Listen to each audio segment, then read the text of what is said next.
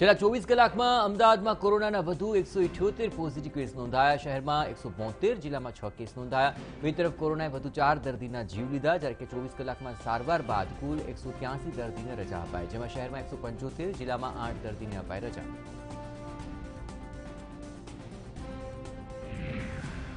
વડોદરામાં પણ કોરોનાના કેસમાં ઘટાડો જોવા મળી રહ્યો નથી. છેલ્લા 24 કલાક દરમિયાન વડોદરામાં કોરોનાના 135 નવા કેસ આવ્યા સામે, જેમાં વડોદરા શહેરના 105, જિલ્લાના 30 દર્દી સામેલ. સદભાગ્યે પાછલા 24 કલાક દરમિયાન વડોદરામાં કોરોનાથી એક દર્દીનું મૃત્યુ, સારવાર બાદ વધુ 56 દર્દીને રજા, જેમાં શહેરના 56 અને જિલ્લાના એક પણ દર્દીને રજા નથી અપાઈ.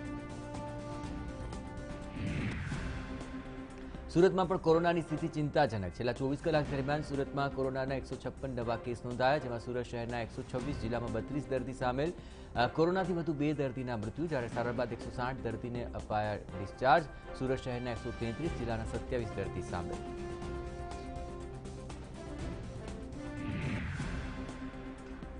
કોરોનાને કારણે આ વર્ષે રિવરફ્રન્ટ પર યોજાતો ફ્લાવર શો રદ કરવાનો નિર્ણય. રાજ્ય સરકારે કોરોનાના કેસમાં સતત થઈ રહેલા વધારાને જોતા આ વર્ષે ફ્લાવર શોનું આયોજન નહીં કરવાનો નિર્ણય લીધો છે. સાથે જ પતંગોત્સવ પણ રદ કરાયો.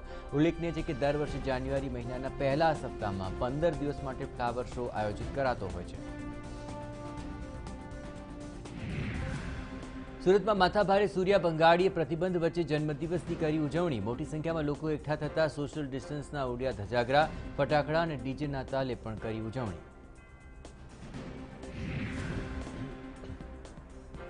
અમદાવાદમાં સફાઈ કામદારોનું આંદોલન મંગળવારે બન્યું વધુ ઉગ્ર. વાલ્મીકી એકતા સમિતિની બેઠકમાં લેવાયો નિર્ણય. મંગળવારે મંજૂરી મળે કે ન મળે, દાણાપીઠ, એએમસી ઓફિસ અને રિવરફ્રન્ટ હાઉસ પર ધરણા અને ઘેરાવ કરાશે. મંગળવારે અન્ય વિભાગના કર્મચારીઓ પણ જોડાશે. જ્યાં સુધી માંગ નહીં સ્વીકારાય ત્યાં સુધી કચરો નહીં ઉપાડાય. નોકર મંડળ સાથે ભારતીય મજદૂર સંઘે ટેકો જાહેર કર્યો. મુખ્યપ્રધાન વિજય રૂપાણી સાયન્સ સિટીમાં બની રહેલા હાઈટેક રોબોટિક પાર્કનું કર્યું નિરીક્ષણ. 154 કરોડના ખર્ચે બની રહેલી ગેલેરીમાં 130 રોબોટ તૈયાર કરાયા, જે રિસેપ્શન, પ્લે ગ્રુપ, ફોટો પાડવા, બાળકો સાથે રમત રમશે. આ ઉપરાંત બાળકોને રોબોટિક જ્ઞાન આપશે. આ રોબોટિક ગેલેરીમાં 15થી વધુ સેગમેન્ટ તૈયાર કરાયા છે. સાયન્સ સિટીમાં જ ભારતનું સૌથી મોટું એક્વેરિયમ પૂર્ણ થવાના આરે. આ બંને નજરાણા આગામી 2 મહિનામાં પૂર્ણ થશે. તો કોરોના કાળમાં લોકડાઉનથી બંધ રંગભૂમિનું મંચ છેક હવે અનલોક થયું. કલાકારોની રજૂઆતો બાદ સરકાર 50% પ્રેક્ષક સાથે નાટક યોજવાની આપી મંજૂરી, જેને કારણે સમગ્ર કલા જગતમાં આનંદ. છેલ્લા 10 મહિનાથી રંગભૂમિ પર નભતા કલાકારોની રોજગારી બંધ હતી, જેનાથી આ ઇન્ડસ્ટ્રીને કરોડોનું થયું નુકસાન. આજથી અમદાવાદ અને મુંબઈમાં રંગભૂમિનું મંચ ફરીથી ધબકતું થયું.